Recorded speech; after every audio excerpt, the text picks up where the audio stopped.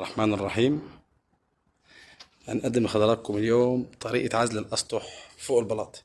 ده سطح مبلط طبعا يوجد به تسريب. طبعا أول خطوة بيتم غسيل السطح وتنظيفه بالمياه جيدا، بعدين عمل ترويبة للفواصل البلاط بالكامل بالمساحة الله يعزكم. بعدين نرجع نوضع الشاش على السطح، وبعدين نديله وجه DCB التكنولوجيا البريطاني.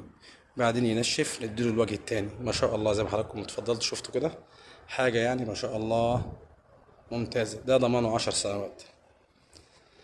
عزل الأسطح فوق البلاط، مؤسسة ركن الأرض للعوازل والمقاولات. للتواصل 053 48 48 580.